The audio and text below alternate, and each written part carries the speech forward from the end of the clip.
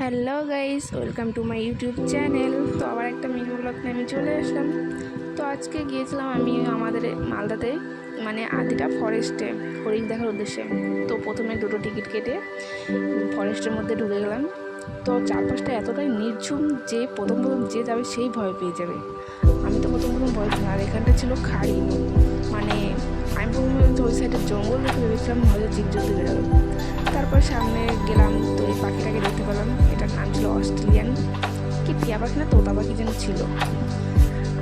খুব বেশি একটা পাখি ছিল না, মানে যে এখানে 2-3টা পাখির বাচ্চা ছিল। আর এত পরিমাণে নেট দিয়ে ঘেরা ছিল যে পাখির বাচ্চাগুলো চোখে পড়ছিল না। দেখো কতটা নেট তৈরি ঘেরা, মানে কিছুই দেখা যাচ্ছিল না। আর এখানে ছিল একটা পাখি, তো নামটা মনে নেই গাইস। আর এখানে মুরগি প্রথম দেখলাম, তো ভেবেছিলাম একটা মুরগি, তো দেখি না। আর এখানে পাখির বাচ্চা দেখো, এটা পাখি খাঁচা বানিয়েছিল এত পরিমাণ নেট দিকে।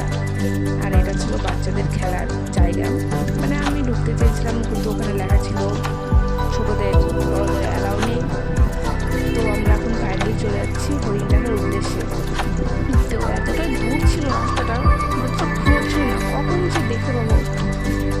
তো এখানে চলে আসলাম, এই যে ফাইনালি হরিণ দেখলাম। তো ওখানে অনেকগুলোই হরিণ ছিল, প্রচুর হরিণ ছিল, হরিণ বাচ্চা। আর ওই সাইডে 3-4টা নীল গাছ ছিল, তো ক্যামেরাতে বোঝা যাচ্ছে না।